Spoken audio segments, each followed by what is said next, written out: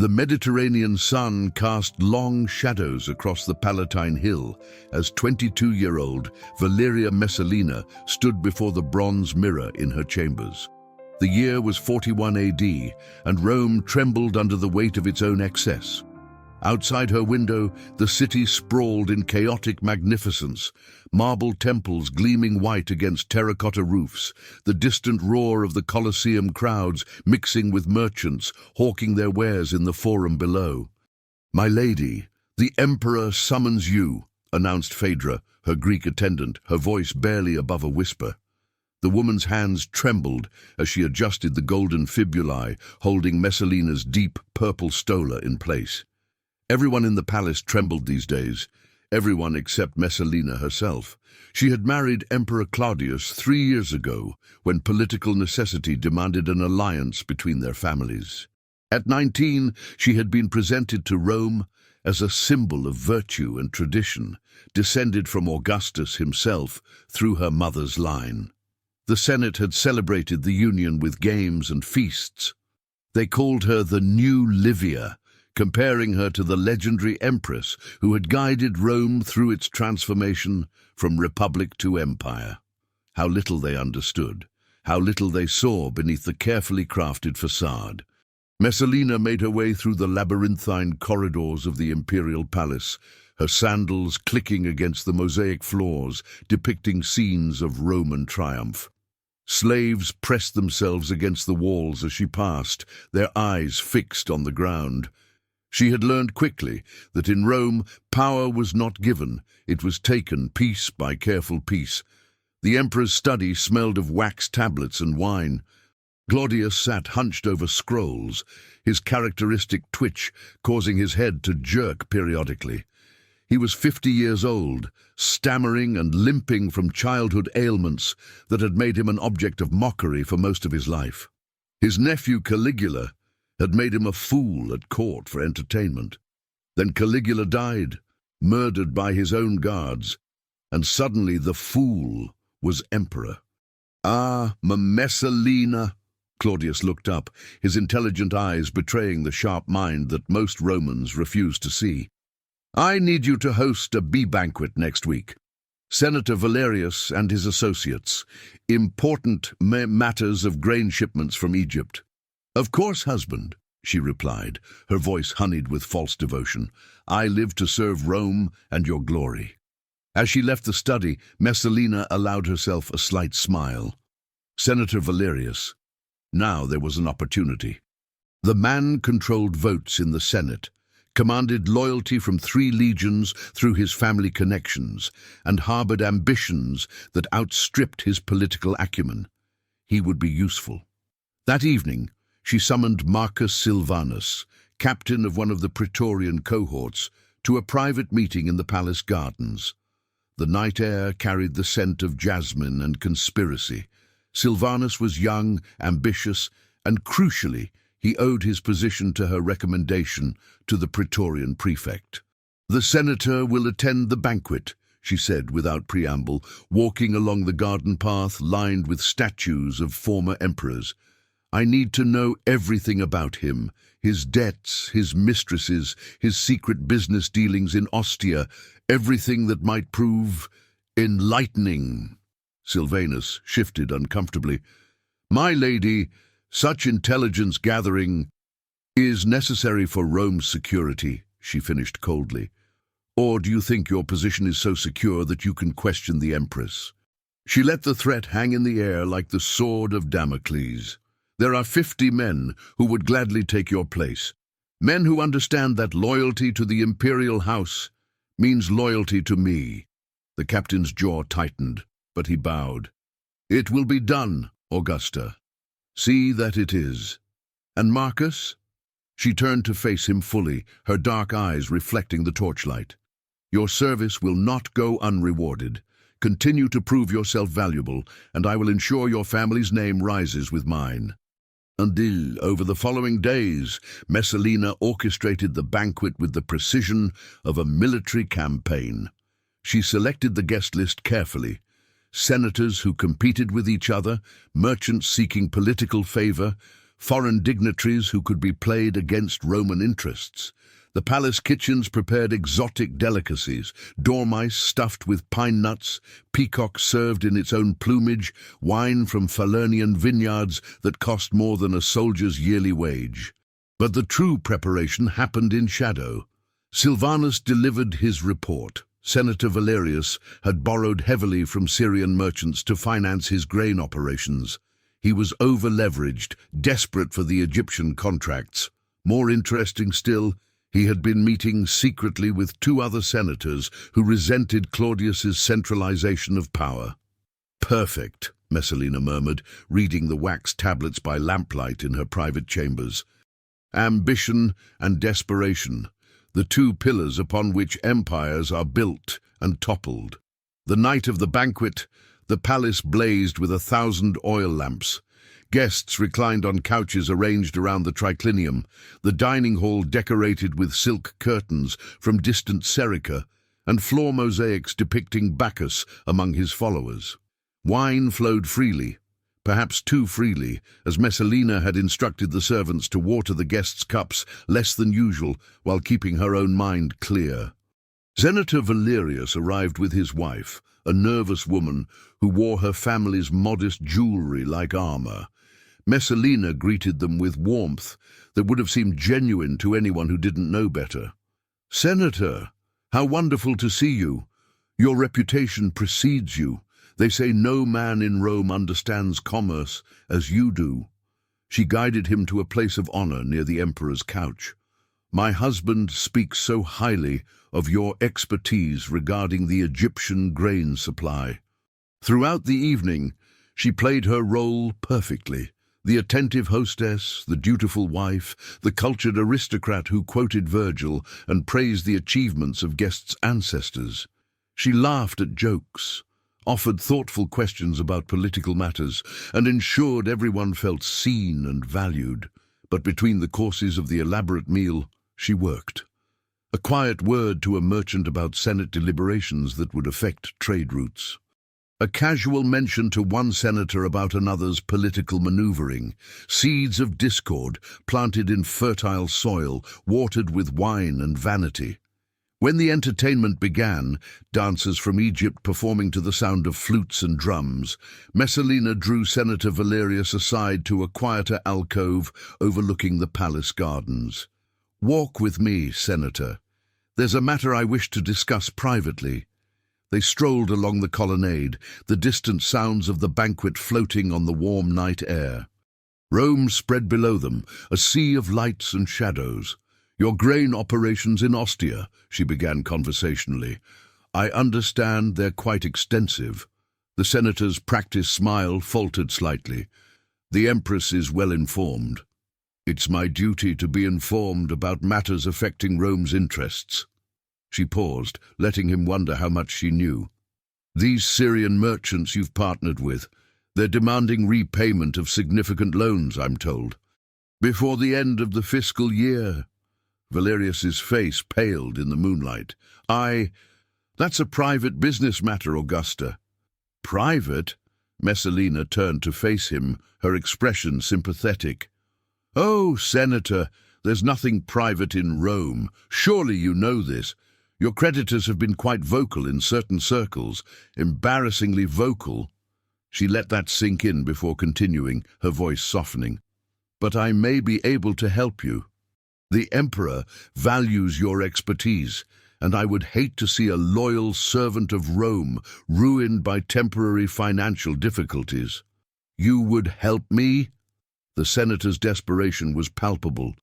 "The Egyptian grain contracts that will be awarded next month, I can ensure they favor your operations, exclusively if necessary. It would more than cover your debts and establish you as Rome's primary grain supplier." She smiled gently. "All I ask in return is your friendship, your loyalty, and occasionally your voice in the Senate when matters important to the imperial household require support." Senator Valerius was trapped, and he knew it. Refuse, and his debts would destroy him. Accept, and he became Messalina's creature. The choice was no choice at all. "The House of Valerius has always served the Empire faithfully," he said finally, bowing his head. "We would be honored to count the Empress among our closest allies." "Excellent." Messalina placed a hand on his arm, the gesture both comforting and possessive. "I knew you were a wise man. Now let's return to the banquet. I believe they're about to serve the honey cakes." As they walked back, Messalina felt the familiar thrill of victory. This was her arena, not the Colosseum with its crude violence, but the intricate dance of Roman politics, where power shifted with whispered words and unspoken threats. She was building something vast and intricate, a web of obligation and fear that stretched through every level of Roman society. Later that night, after the last guests had departed and Claudius had retired to his chambers, Messalina stood again at her window overlooking Rome. The city never truly slept. Fires flickered in the insula where the poor lived crammed together, while torches illuminated the routes of late-night travelers through dangerous streets. Phaedra entered quietly to help her prepare for bed. "Another successful evening, my lady." "The first of many," Messalina replied. "Rome doesn't know it yet, but the age of powerful women is not over." Livia guided Augustus. Agrippina the Elder challenged Tiberius. "They think because I'm young, that I'm merely decorative. They'll learn otherwise." "And if they resist, Augusta?" Messalina's reflection in the polished bronze mirror showed a smile that never reached her eyes. "Then I'll teach them what happens to those who underestimate the women of Rome's imperial family. Power isn't given by the Senate or inherited through blood alone. It's seized by those brave enough or ruthless enough to take it." The night deepened over Rome, and in the palace on Palatine Hill, the Empress of the greatest empire the world had ever known planned her next move in a game where the stakes were absolute power or utter destruction. There would be no middle ground, no retirement to comfortable obscurity. She had chosen her path, and she would walk it to whatever end awaited. Below in the city, in forums and bathhouses, in Senate meeting rooms and soldiers' barracks, men spoke of politics and war, of grain prices and barbarian threats beyond the Rhine. They thought they understood how Rome worked, who held real power, how empires were maintained. None of them saw the serpent coiling on Palatine Hill, patient and deadly, waiting for the perfect moment to strike. 6 months had passed since the banquet, and Senator Valerius was not alone in his bondage. The Egyptian grain contracts had indeed gone his way, making him both wealthy and eternally indebted to Messalina. But he was merely the first thread in a tapestry she was weaving across Rome's power structure. The autumn of 42 AD brought cooler winds to the city, and with them new opportunities. Messalina sat in her private audience chamber, a space she had claimed for herself within the vast palace complex. Unlike the formal reception halls, this room was intimate, decorated with Greek art that she genuinely appreciated, not for show, but because the aesthetic pleased her. A fresco of Athena dominated one wall, the goddess of wisdom depicted not in battle, but in contemplation. "Tribune Cassius awaits, my lady," announced Narcissus, one of Claudius's most trusted freedmen. The Greek secretary was brilliant, ambitious, and loyal to the emperor, which made him an obstacle that needed careful management. "Send him in." Tribune Gaius Cassius entered with military precision, his armor polished to a mirror shine. He commanded a cohort of the urban cohorts, the police force that maintained order in Rome's chaotic streets. His reputation was unblemished, a rarity in Roman politics, and that made him both valuable and dangerous. "Tribune, thank you for coming." Messalina gestured to a chair. "Wine?" "I prefer to stand, Augusta." His tone was respectful but formal, maintaining proper distance. "Your message suggested urgency.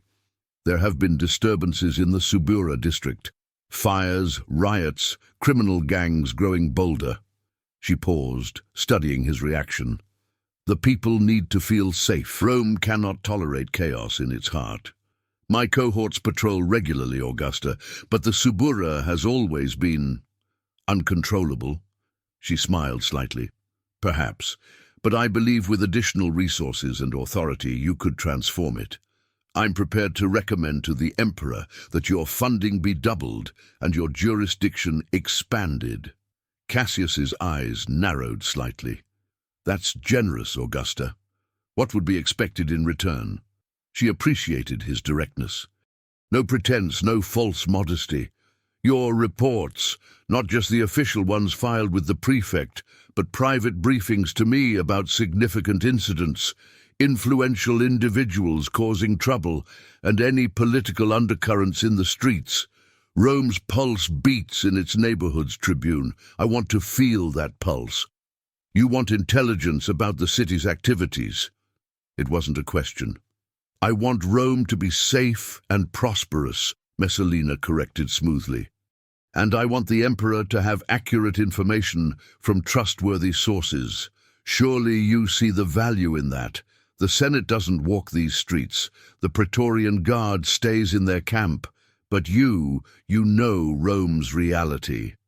Cassius was silent for a long moment. Messalina could see him weighing options, calculating risks. He was intelligent enough to understand the implications, but also practical enough to recognize opportunity. For Rome's safety, he said finally, I'll provide monthly reports on significant matters affecting public order.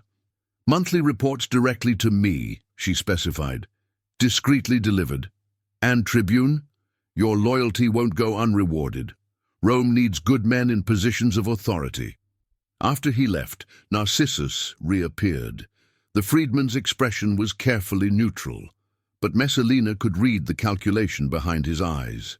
The Tribune is an honorable man, Narcissus observed carefully, which is exactly why his cooperation is valuable. Messalina stood, walking to the window. Honorable men make the best instruments of power, Narcissus. They believe they're serving a higher purpose. That belief makes them reliable. And when they discover the purpose isn't quite what they believed, by then, they're too deeply implicated to extract themselves without destroying their own reputations. She turned back to face him. You disapprove. Narcissus's hesitation was calculated. I serve the Emperor, Augusta. My concern is always for his interests and Rome's stability. As is mine, she replied coolly. Never forget that everything I do strengthens the imperial household. Claudius is a scholar, a brilliant administrator, but he doesn't understand how to build the networks of loyalty that keep emperors alive. Caligula learned that lesson too late. I won't make the same mistake. The freedman bowed and withdrew, but Messalina knew she had made an enemy. Narcissus was too intelligent, too observant, and too devoted to Claudius to be fully controlled. He would need to be handled carefully, or eventually removed. That evening, Messalina attended a dinner party hosted by Poppaea Sabina, one of Rome's most prominent socialites. The gathering took place in Poppaea's magnificent domus near the Forum, its walls painted with elaborate garden scenes and its courtyards filled with imported plants from across the empire. The guest list was carefully curated. Wealthy women from Rome's oldest families, wives of senators and military commanders, several celebrated poets, and a few philosophers who provided intellectual decoration. This was where Rome's elite women gathered, gossiped, and wielded their own form of influence. Messalina, you look radiant, Poppaea greeted her with kisses on both cheeks. The older woman was in her 40s, beautiful and cunning, her family connections impeccable. That silk is exquisite, from Surica. A gift from a merchant grateful for favorable trade arrangements, Messalina replied, letting the implication hang. She wore her power lightly here, but everyone present understood it. The dinner conversation ranged from literature to fashion to carefully veiled political commentary. Messalina listened more than she spoke, filing away information. Which families were struggling financially, whose marriages were strained, who harbored grievances against whom. The emperor's expansion of citizenship rights is quite radical. commented Julia Silana, wife of a prominent senator. Her tone was neutral, but the disapproval was clear. Claudius believes Rome's strength lies in embracing the provinces. Messalina responded diplomatically. Gaul has produced fine soldiers and administrators. My husband worries it dilutes what it means to be Roman. Another woman added, soon anyone will be a citizen. Messalina filed that away too. Senator Marcus Silanus was resisting one of Claudius's key policies. That could be useful. After dinner, Poppaea drew Messalina aside to her private garden, a secluded space fragrant with night-blooming jasmine. You're building something, Poppaea said without preamble. The whole city whispers about it. Senators suddenly supporting imperial initiatives they previously opposed. Military tribunes expanding their operations with unprecedented funding. Merchants receiving exclusive contracts. I'm supporting my husband's governance, Messalina replied calmly. Of course you are. Poppaea's smile was knowing, just as Livia supported Augustus. These men think they rule, but they forget that behind every emperor stands a woman who actually understands power. She paused. I could help you. My connections span decades. I know where every political body is buried in this city. And what would you want in return? Protection, Poppaea said simply. My son is ambitious, perhaps too ambitious. He makes enemies easily. I want assurance that the imperial house will remember our family's loyalty. Messalina considered this. Poppaea's son, Quintus, was indeed ambitious and reckless. But Poppaea herself was valuable, a node in Rome's social network that could prove useful. Your family has always served Rome honorably, Messalina said. That service won't be forgotten. And Poppaea, your insights into Rome's social dynamics would be most welcome. Perhaps we should meet regularly to discuss matters of mutual interest. I would be honored, Augusta.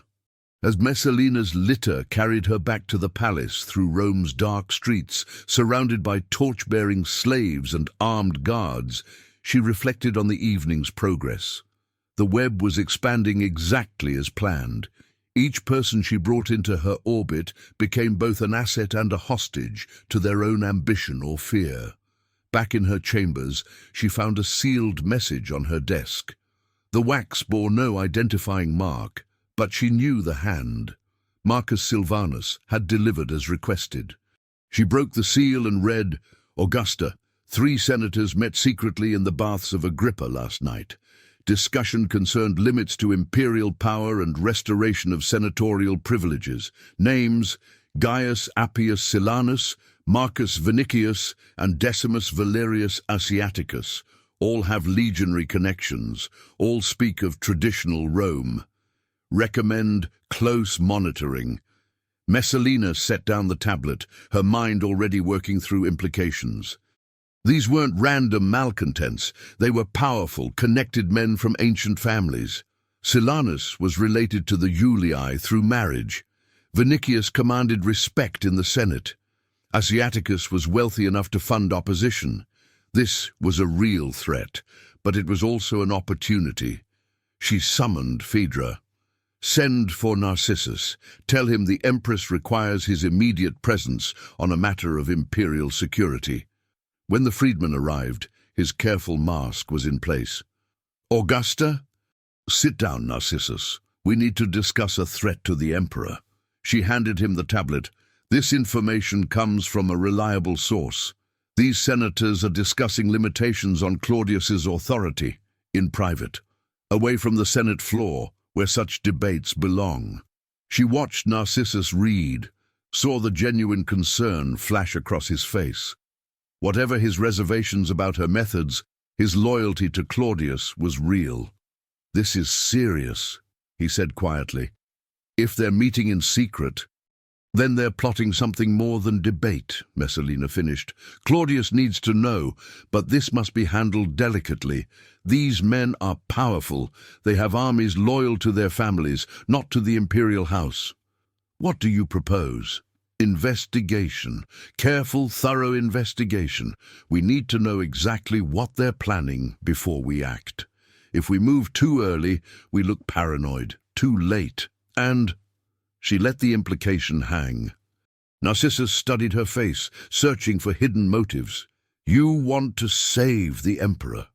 I want to preserve Rome's stability, she corrected.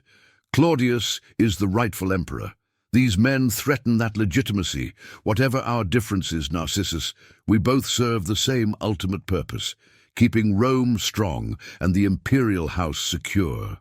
It was a masterful performance, and she could see it working. Narcissus needed to believe she was acting for Claudius, even as she strengthened her own position.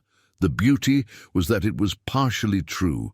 Instability served no one, but the investigation she was proposing would give her leverage over 3 powerful senators, expanding her web even further. I'll begin inquiries immediately, Narcissus said finally.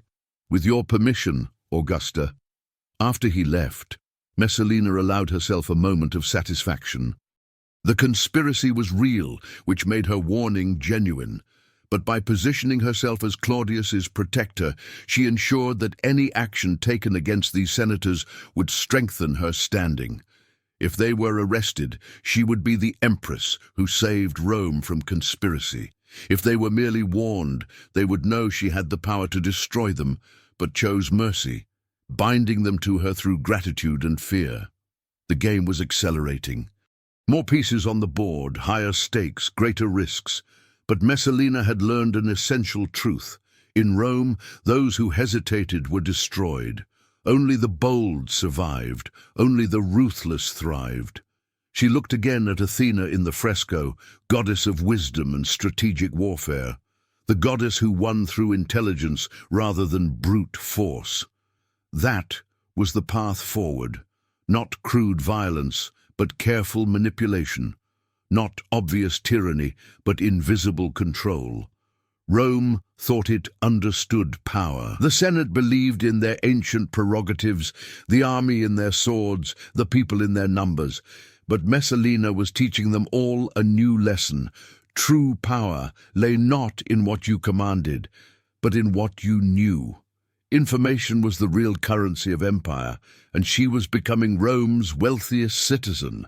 The autumn wind rattled the shutters. Somewhere in the palace, Claudius worked late on administrative reforms, cataloguing laws and organizing bureaucracies, building the machinery of governance while remaining blind to the political warfare being waged in his own house. Let him build his systems. She would build something more lasting, a network of obligation and fear that would survive any individual emperor, any political crisis. She would make herself indispensable, irreplaceable, untouchable, or she would die trying. In Rome, there was no middle ground for those who reached for ultimate power. You seized the summit, or you fell into the abyss. Messalina had made her choice, and she would see it through to whatever end awaited. The spring of 43 AD arrived with celebrations throughout Rome. Claudius had launched a successful campaign in Britannia, expanding the empire's borders for the first time since Augustus. The Senate awarded him honors and triumphs. The people cheered in the streets. Coins were minted, showing Britannia subdued beneath Roman might. But in the palace on Palatine Hill, another kind of campaign reached its critical phase. Messalina stood in the shadows of the imperial box at the Circus Maximus, watching thousands of Romans roar as chariots thundered around the Spina. The spring races were always crowded, but Claudius's military success had brought even larger crowds. The emperor sat prominently, waving to his people, basking in a popularity he had never known. She watched him with calculating eyes. The Britannian triumph had made him confident, even bold. That confidence made him less dependent on her counsel, more willing to trust his own judgment. It was a problem that needed managing. "Your son is beautiful, Augusta," Poppaea Sabina murmured beside her. "The people adore seeing the imperial family together." Messalina glanced at her 2 young children seated nearby. Britannicus, just 2 years old, and Octavia, 4. They were pawns in a larger game, valuable for dynastic purposes, but otherwise peripheral to her concerns. Still, they served their purpose, humanizing the imperial family, giving Rome's people a vision of continuity and tradition. "Children are Rome's future," Messalina replied diplomatically. "My son will rule an empire even greater than what Claudius inherited." "If he lives to inherit it," Poppaea said quietly, so only Messalina could hear. "The mortality rate for imperial heirs is rather high." It was a bold statement, but accurate. Caligula's family had been systematically destroyed. Tiberius's heir had died under suspicious circumstances. Power in Rome was built on corpses, which is why his mother must ensure his path is clear, Messalina responded coolly. After the races, she returned to the palace to find Marcus Silvanus waiting with urgent news. They met in a private garden, away from the servants and informers that populated the palace like mice in the walls. "The senators you asked me to watch," Silvanus said without preamble.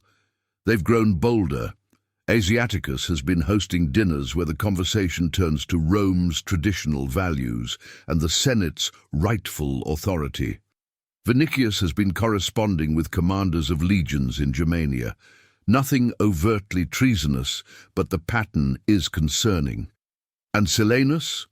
He's been quieter, but his household has entertained several retired Praetorian officers, men with influence among the current guards." Messalina absorbed this information. The conspiracy was ripening. The question was when to pluck it. Too early and the charges wouldn't stick. Too late and it might actually succeed. "Has Narcissus reported this to the Emperor?" "He's been investigating independently. I believe he plans to present findings within the week." "Perfect. When Narcissus revealed the conspiracy, she would be positioned as the vigilant Empress who had already warned about the danger. It would cement her role as Claudius's protector while eliminating 3 problematic senators. Continue monitoring. And Marcus?" She met his eyes directly. "Your service has been exemplary. When this matter is resolved, you'll be rewarded appropriately, perhaps command of your own Praetorian cohort." Silvanus bowed and departed. Messalina knew she was taking risks with men like him. Ambitious, capable, not fully controlled, but risk was inherent to power. The key was managing it, staying several moves ahead of everyone else. That evening, Claudius summoned her to his study. He sat surrounded by scrolls and wax tablets, his face showing unusual stress. Narcissus stood nearby, his expression grave. Messalina," Claudius gestured to a chair. "We have a serious matter to discuss." Narcissus stepped forward. "Augusta, investigation has revealed a conspiracy among certain senators. They've been meeting secretly, discussing limitations on imperial authority and making contacts with military commanders." Messalina shaped her face into appropriate shock and concern. "Who?" "Gaius Appius Silanus, Marcus Vinicius, and Decimus Valerius Asiaticus." Narcissus watched her carefully. "Along with several lesser figures." I can hardly believe it," she said, letting distress color her voice. "These men have served Rome for decades, which makes their betrayal worse," Claudius said, his stammer more pronounced with stress. "They want to turn back the calendar, restore senatorial oligarchy. They see my reforms as threats to their privilege." "What will you do?" Messalina asked. "What must be done? They'll be arrested, tried before the Senate. If found guilty—" He didn't need to finish. "The penalty for treason was death and the confiscation of estates." "I'm sorry, husband. I know this pains you." She went to him, placing a hand on his shoulder in a gesture of wifely support. "But you're protecting Rome. That's what emperors must do." Over the following week, the conspiracy unraveled publicly. The 3 senators were arrested in coordinated raids. Narcissus presented evidence to the Senate, records of secret meetings, testimony from slaves and freedmen, correspondence that suggested military coordination. The case was compelling, and it was meant to be. The trials were swift. Roman justice could move with remarkable speed when imperial security was at stake. Silenus attempted to defend himself, arguing that discussing politics wasn't treason, but the evidence of military contacts damned him. Vinicius said nothing, maintaining aristocratic dignity even in defeat. Asiaticus fought hardest, invoking his family's ancient service to Rome, but the verdict was never in doubt. All three were convicted. The Senate, cowed by the evidence and fearful of appearing sympathetic to traitors, voted unanimously for execution. It was a purge disguised as justice, and Rome accepted it because it was packaged properly. On the day of the executions, Messalina stood at her window, watching smoke rise from the forum. She felt no particular emotion, not satisfaction, not guilt. These men had been obstacles, and obstacles had to be removed. That was the calculus of power, stripped of sentiment and morality. "You don't seem troubled," Narcissus said from the doorway. She turned to face him. "Should I be? They plotted against the emperor. Justice was served." Justice. Narcissus's tone was difficult to read. "Is that what this was? You conducted the investigation. You presented the evidence. What else would you call it?" "I would call it necessary," he replied carefully. "But I wonder, Augusta, where necessity ends and ambition begins." It was the closest he had come to open accusation. Messalina studied him, reassessing her strategy. Narcissus was becoming dangerous, too perceptive, too willing to question. He had served his purpose in the conspiracy's exposure, but he was also a potential threat. "Ambition isn't a crime in Rome, Narcissus. It's a virtue. We're taught from childhood to seek glory and honor." She moved closer. "You're ambitious yourself. You've risen from slavery to become one of the most powerful men in the empire.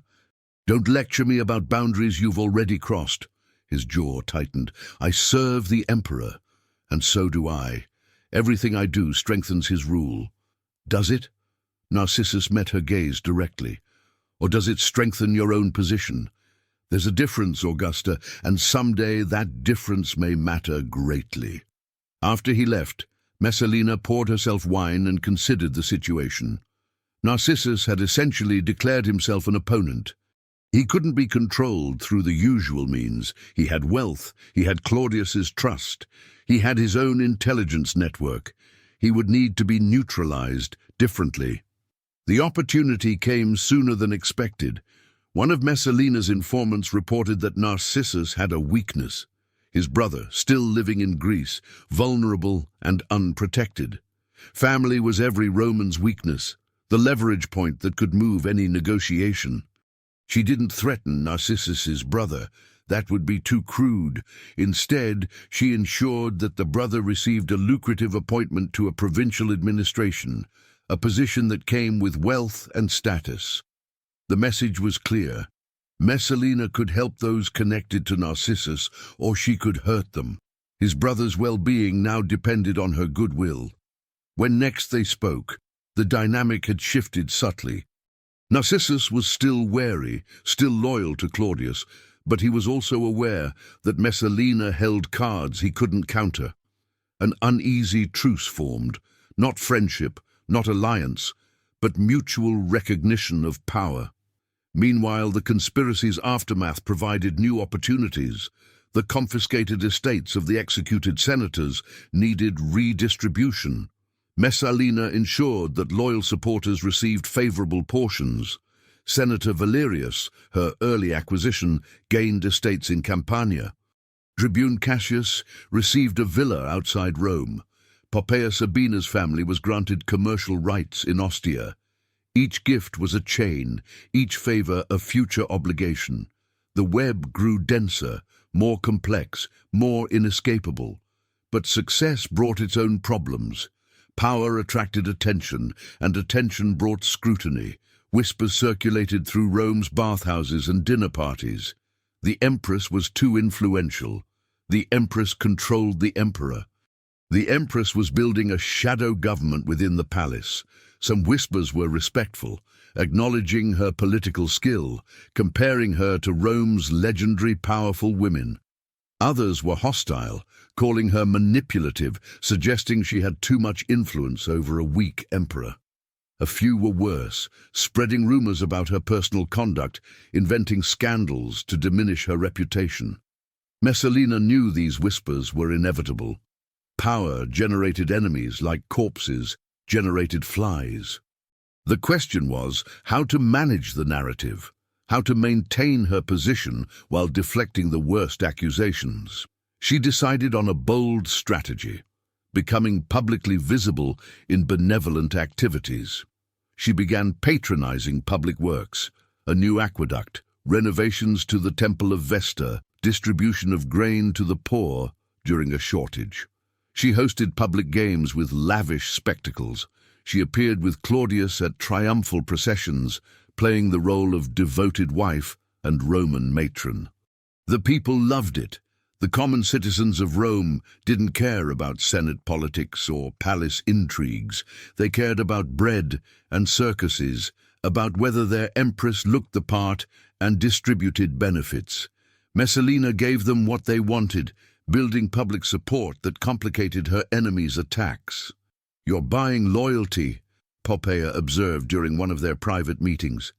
"I'm ensuring stability," Messalina corrected. "Rome functions on patronage. The emperor provides for the people, and the people support the emperor. I'm simply extending that relationship. And if the people discover that their benevolent empress has built a network of coercion and blackmail—" "They won't," Messalina said confidently, "because people see what they want to see. They want to believe in the good empress who cares about them. So that's what I give them, enough reality to make the fiction believable." It was cynical, but effective. By summer's end, Messalina had achieved something remarkable. She was both feared in the palace and loved in the streets. It was a precarious balance, but balance was the essence of Roman politics. Yet even as she consolidated power, Messalina felt an unexpected emotion: emptiness. She had achieved so much, controlled so many, built an empire within the empire. But to what end? What was the purpose beyond accumulating more power, controlling more people, extending her influence further? She pushed such thoughts aside. Philosophy was for people with the luxury of contemplation. She was engaged in survival, in the endless game of Roman politics where stopping meant dying. There was no retirement from power, no graceful exit. You either ruled or you were destroyed. And Messalina was determined to rule, whatever the cost to her soul or Rome's future. She had crossed too many lines to turn back now, made too many enemies to show weakness. The path forward was clear: more power, more control, more influence, until she was unassailable, or until the inevitable fall came. In the palace on Palatine Hill, the Empress of Rome stood at the center of her web, pulling strings that moved senators and soldiers, merchants and magistrates. The conspiracy had been crushed. Her position was stronger than ever. The future stretched before her like an open road. She didn't yet see the cliff at the road's end, the precipice toward which she was racing. But it was there, inevitable as dawn, waiting for the moment when ambition finally overreached itself, and the entire structure came crashing down. The year 47 AD began with an omen that Rome's priests struggled to interpret. A comet appeared in the night sky, visible for weeks, and in the Forum Boreum a statue of Fortuna wept what appeared to be blood, though cynics suggested it was merely rust from the bronze mixing with rainwater. Omens were always ambiguous, their meanings dependent on the interpreter's perspective, but they created unease, a sense that the gods were troubled. Messalina, now 28 years old, had reached the apex of her power. 6 years of careful maneuvering had made her the most influential woman in Rome since Livia. Senators sought her favor before bringing legislation to Claudius. Military appointments required her approval. Even the Vestal virgins consulted with her on matters affecting Rome's sacred traditions. But power had brought problems she hadn't anticipated. The web she'd woven was so complex that even she struggled to maintain control of all its threads. Allies became rivals. Dependents grew resentful. The tools she'd used to control others, blackmail, obligation, fear, were turning into weapons that could be used against her. The first sign of trouble came from an unexpected source: her own household. Phaedra, her longtime Greek attendant, requested a private meeting in the palace gardens. The woman was visibly nervous, her hands trembling as she presented a sealed scroll. "Augusta, I've served you faithfully for 7 years," Phaedra began hesitantly. "And you've been well compensated," Messalina replied, her tone neutral but alert. Loyalty from servants was never guaranteed, only purchased temporarily. "Yes, my lady, but I must warn you, there are whispers in the household. The other servants, they speak of your activities. Some have been approached by—" She hesitated. "By whom, Phaedra?" "By agents of the freedmen. Narcissus's people asking questions about your meetings, your correspondence, the people who visit you privately." Messalina absorbed this information with outward calm, though internally she was calculating rapidly. Narcissus was investigating her. Their truce had lasted 3 years, but apparently it was ending. The freedman had decided she was a threat to Claudius that needed addressing. "What have you told them?" "Nothing, Augusta. I would never betray you. But others, some of the newer slaves have no loyalty yet. They can be bought, persuaded." Phaedra's fear was genuine. "I thought you should know." "You were right to tell me."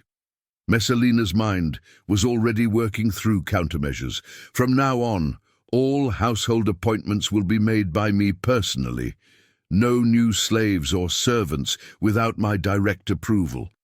And Phaedra, your loyalty is noted and appreciated. When this matter is resolved, you'll have your freedom and a villa in Campania." After Phaedra left, Messalina convened an emergency meeting with her closest allies. Senator Valerius, Tribune Cassius, and Marcus Silvanus, now a full Praetorian cohort commander, gathered in a private room deep within the palace complex, a space she'd had specially constructed for meetings that needed absolute secrecy. "Narcissus is moving against me," she said without preamble. "He's investigating my activities, questioning my servants, presumably building a case to present to Claudius." "Can he actually threaten your position?" Senator Valerius asked. "The Emperor trusts you implicitly." "Claudius trusts his freedmen too," Silvanus pointed out. "They've been with him since before he became Emperor. If Narcissus presents compelling evidence of—" He trailed off delicately. "Of what?" Messalina's voice was cold. "I've done nothing against the Emperor or Rome. Everything I've done has been to strengthen the imperial household." "But have you always strengthened Claudius?" Tribune Cassius asked carefully. "Or have you sometimes strengthened your own position at his expense?" It was a fair question, and Messalina knew it. The line between serving the Emperor and serving herself had blurred over the years until it barely existed. She had convinced herself that her power was Claudius's power, but others might see it differently, especially if Narcissus framed the narrative correctly. "We need to act first," she said finally. "Before Narcissus can present whatever case he's building. We need to discredit him, undermine his position with Claudius." "That's dangerous," Valerius warned. "Narcissus has served Claudius for decades. An attack on him might be seen as an attack on the Emperor's judgment. Then we don't attack directly." Messalina's mind was racing through possibilities. "We reveal information that forces Claudius to question Narcissus's loyalty, something that makes the freedman look compromised, conflicted." Over the following weeks, Messalina orchestrated a subtle campaign. Forged letters were discovered, suggesting that Narcissus had been accepting bribes from provincial governors in exchange for favorable reports to the Emperor. Financial records were manipulated to show unexplained wealth accumulation. Witnesses were coached to testify about suspicious meetings. It was dirty work, the kind of political warfare that Rome specialized in. Messalina felt no guilt. This was survival. Narcissus had declared himself her enemy. She was merely responding in kind, but the freedman was more formidable than she'd anticipated. He had his own intelligence network, his own loyal operatives. While she was building a case against him, he was accelerating his investigation of her. The confrontation came in early autumn. Claudius summoned both of them to his private audience chamber, a move so unusual that it signaled a fundamental crisis. The emperor sat in his chair, looking older than his 57 years, his face drawn with stress and conflict. Narcissus stood to one side, a stack of wax tablets before him. Messalina stood opposite, her posture proud, but her mind racing through defensive strategies. "Explain this to me," Claudius said, his voice unusually steady, the stammer gone, which meant he was genuinely upset. "My wife and my most trusted freedman at war with each other, both bringing accusations, both claiming to protect my interests. Who is telling the truth?" "Your Excellency," Narcissus began, "I have evidence that the Empress has been operating a parallel power structure within the palace. She has coerced senators, bribed military officers, and used imperial authority for personal gain." "Personal gain?" Messalina's voice was sharp. "Every action I've taken has been to support you, husband.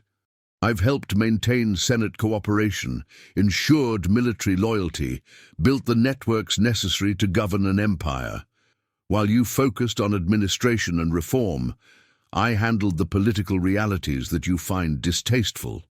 By blackmailing senators," Narcissus held up a tablet, "by using state intelligence for personal vendettas, by building a faction loyal to you rather than to the emperor." "A faction loyal to the imperial household," Messalina corrected, "which includes me, our children, and the dynasty we're building. Or should I have let these senators plot against us? Should I have allowed the military to fracture into competing loyalties? I did what was necessary." Claudius looked between them, his face showing the internal struggle. "Is this true, Messalina? Have you been operating independently, building your own power base?" "I've been protecting our family," she said, allowing emotion to enter her voice, genuine emotion, because at this moment she realized how much was at stake. "You're a brilliant administrator, Claudius, but you're not a politician. You don't see the threats until they're at your throat. Someone had to be vigilant. Someone had to do the dark work that emperors need but can't acknowledge." It was her best argument, and she could see it landing. Claudius knew she was right about his political weaknesses. He knew the empire required more than just good governance. It required networks of loyalty maintained through favors and fears. But Narcissus wasn't finished. "And the evidence against me, Your Excellency, the forged letters, the manipulated financial records, the coached witnesses, all created in recent weeks, all designed to discredit me at the exact moment I began investigating the Empress. Convenient timing, wouldn't you say?" Messalina felt the ground shifting beneath her.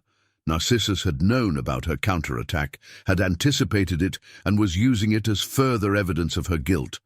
"I defend myself against false accusations," she said, but even to her own ears it sounded weak. The audience chamber fell silent. Claudius sat with his head in his hands, the weight of empire and family crushing down on him. When he finally looked up, his expression was that of a man who had aged years in moments. "I don't know what to believe anymore," he said quietly. "I'm surrounded by people claiming to serve me while serving themselves. Messalina, I love you. You're the mother of my children, my partner in building this dynasty. But Narcissus is right. You've gone too far, accumulated too much power independent of my authority." "Husband, let me finish." His voice carried imperial command now. "From this day forward, you will have no role in political matters, no private meetings with senators, no influence over military appointments. You will be Empress in ceremony only, not in fact. Your household will be reduced, your activities monitored. It was devastating, worse than she'd feared. Not execution or exile, but something harder to bear. Reduction to irrelevance, the stripping away of everything she'd built. "You're making a mistake," she said, her voice cold with barely controlled fury. "Without me managing the political networks, your support will crumble. The senators I controlled will drift away.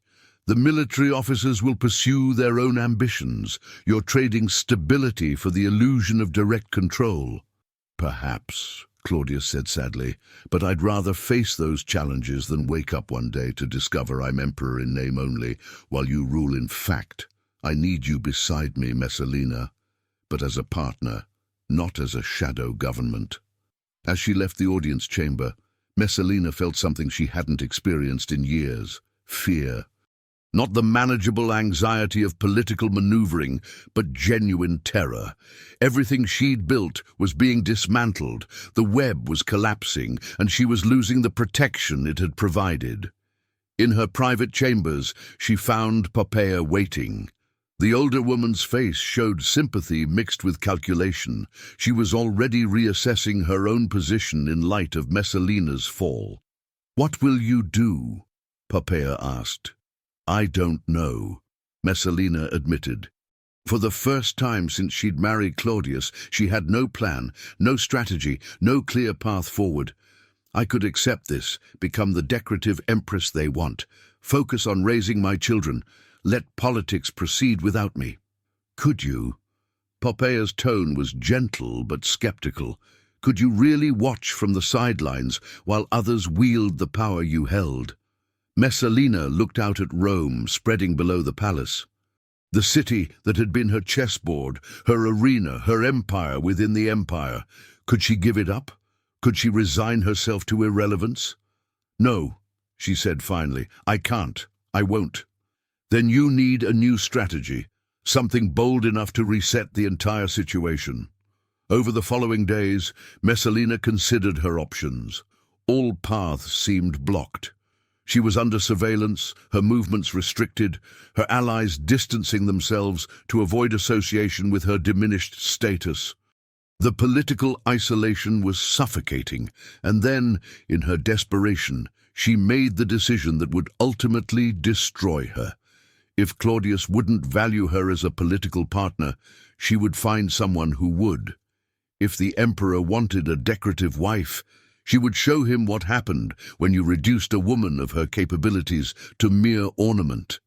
She began meeting secretly with Gaius Silius, a young senator of ancient family, handsome, ambitious and foolish enough to believe he could claim ultimate power. The affair began as political calculation, but evolved into something more complicated. Genuine attraction mixed with rebellion, companionship mixed with conspiracy. It was reckless, dangerous, potentially fatal. But Messalina was past caring about consequences. If she was going to fall, she would fall spectacularly. If Rome was going to destroy her, she would give them a show worth remembering. The affair remained secret for months, conducted in private villas outside Rome and during absences when Claudius was occupied with state business. But secrets in Rome never remained secret forever. Someone always saw, always reported, always whispered. And the whispers were reaching Narcissus, who was preparing the final blow that would end the Empress's power permanently. The autumn of 48 AD arrived with unusual violence. Storms battered the Italian coast, flooding the Tiber and damaging Rome's insulae. The people saw it as divine displeasure, though with what they weren't certain. The priests performed rituals and sacrifices, but the weather remained hostile, as if the gods themselves were preparing for catastrophe. Messalina's affair with Gaius Silius had evolved beyond simple defiance into something dangerous, a genuine conspiracy to replace Claudius. Silius, flattered by the Empress's attention and intoxicated by visions of power, began speaking too openly about Rome's future under new leadership. He held dinners where the conversation turned to necessary changes, and renewed vigor in imperial governance. It was madness, but Messalina was too far gone to recognize it. She had convinced herself that Claudius's power was more fragile than it appeared, that she could orchestrate another transition, that Rome would accept her choice of a new emperor if she managed it properly. She had forgotten the lesson that had once seemed so clear. In Rome, those who reached too far fell hardest. The breaking point came during Claudius's absence from Rome.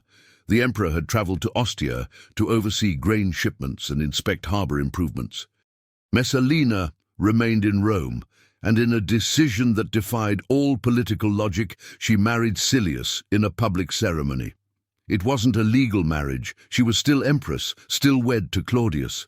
But it was a public declaration of intent, a statement that she had chosen a new partner and expected Rome to accept it. She held a feast, invited witnesses, performed the traditional rituals. It was an act of either supreme confidence or complete delusion. Tribune Cassius, still technically loyal to Messalina despite his growing doubts, brought her urgent warning the morning after the ceremony. They met in the garden where she had once plotted with such calculation and care. "Augusta, what have you done?" His voice combined horror and disbelief. "This isn't political maneuvering anymore. This is open treason." "This is a new beginning," Messalina replied. But even she could hear the hollowness in her words. The enormity of what she'd done was beginning to penetrate the fog of desperation and defiance that had driven her actions. "Narcissus left for Ostia last night," Cassius continued. "He's going to inform Claudius immediately. You have perhaps 2 days before the emperor returns to Rome. 2 days to, I don't know what, flee, prepare a defense." "A defense?" Messalina laughed bitterly. "What defense exists for marrying another man while serving as empress? I've crossed every line, violated every norm. There's no talking my way out of this." "Then run," Cassius urged. "Take what wealth you can carry and leave Italy. There are places in the provinces where you could live quietly. It's not the power you wanted, but it's life." She considered it for a long moment. Life in exile, living under an assumed name in some distant province, watching from afar as her children grew up without her and Rome forgot she'd ever existed. It was survival, but it was also defeat so complete that death might be preferable. "No," she said finally, "I won't run. I'll face Claudius one final time. Perhaps—" She trailed off, knowing how unlikely it was, but unable to fully abandon hope. "Perhaps there's still a chance to negotiate, to salvage something." Cassius looked at her with something like pity. "Augusta, there's no negotiation possible. You married another man. You publicly humiliated the emperor. The only question now is how merciful your death will be." He was right, and she knew it. But Messalina had spent years refusing to accept limits on her power, refusing to acknowledge that some lines couldn't be crossed.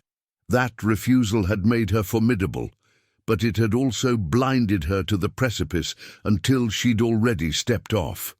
When Claudius returned to Rome 2 days later, the city was in chaos. Rumors of the Empress's marriage had spread like fire through dry grass. Some citizens were shocked, others gleeful at the scandal. The Senate convened in emergency session, though no one was certain what they could do. This was an imperial family matter beyond their jurisdiction. The emperor went directly to the palace, surrounded by Praetorian guards and accompanied by Narcissus, who had spent the journey from Ostia presenting evidence and building the case against Messalina. By the time they arrived, Claudius's initial disbelief had transformed into cold fury, the rage of a man publicly humiliated by someone he'd trusted and loved. Messalina received word that Claudius was back and requesting her presence. She dressed carefully in the traditional robes of a Roman matron, pinned her hair modestly, and prepared to face judgment. Some part of her still believed she could talk her way through this, deploy the political skills that had served her so well for years. She walked through the palace corridors one final time, past the mosaics and statues, through the gardens where she'd plotted so many machinations. Slaves and servants avoided her gaze, already treating her as someone who had ceased to exist in any meaningful way. The audience chamber was packed with officials, senators, praetorian officers, and imperial freedmen. Claudius sat on a raised dais, his face carved from stone, his stammer completely absent, a sign of either complete control or complete breakdown. "Valeria Messalina," he said formally, using her full name as if she were a stranger. "You stand accused of treason against the imperial house, of adultery, of conspiracy to overthrow lawful authority, and of publicly conducting a marriage ceremony while still bound as Empress. How do you answer these charges?"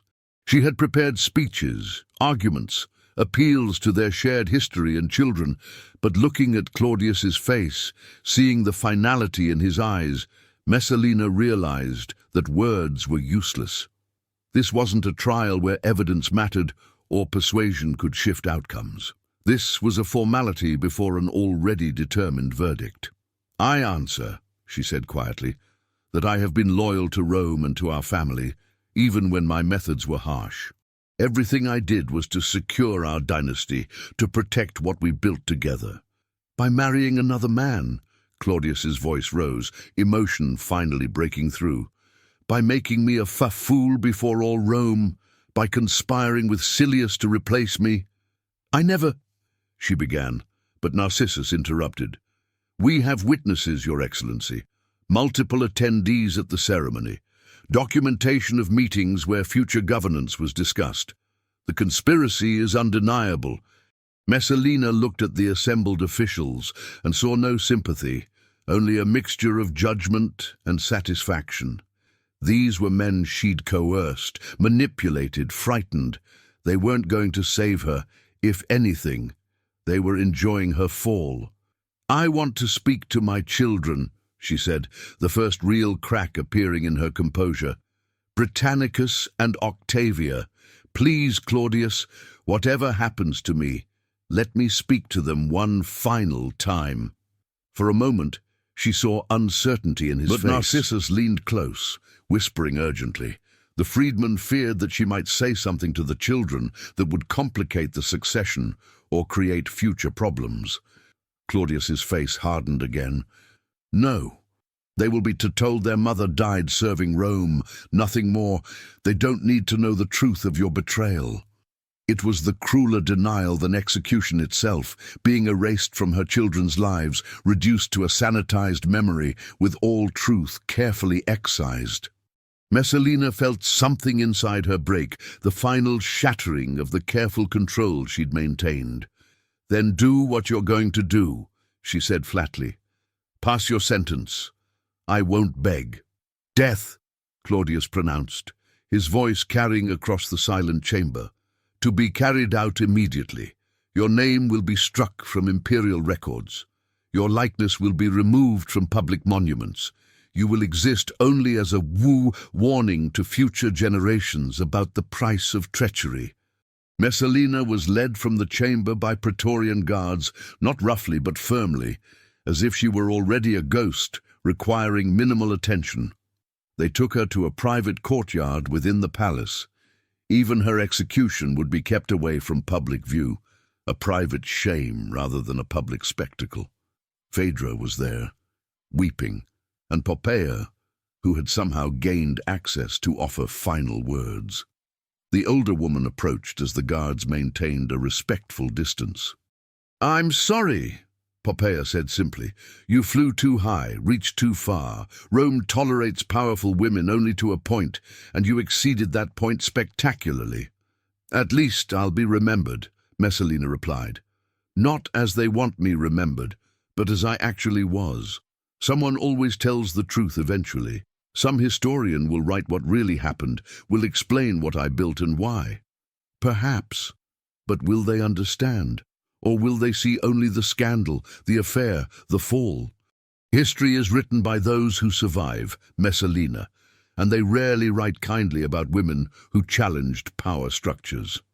The tribune in command of the execution detail approached. He was young, likely on his first such assignment, his face pale with the weight of what he'd been ordered to do. "Augusta," he said, the title strange now that she'd been stripped of all authority. "The Emperor has granted you the right to take your own life. It's a mercy, to avoid public execution." Messalina looked at the dagger he offered, simple military steel without decoration. She had spent years wielding power as a weapon, building complex structures of influence and control. Now everything reduced to this, cold metal and the choice of how to end. She took the weapon, felt its weight. Around her the palace continued its life. Servants moving through corridors, officials conducting business, the machinery of empire grinding forward regardless of individual fates. Rome would continue without her. Claudius would find another wife. Her children would grow up with edited memories. The Senate would return to its deliberations. Life would go on. "Leave us," she told the tribune. "I don't need witnesses for this." He hesitated, but Poppaea nodded to him. "We'll ensure it's done properly, on our family's honor."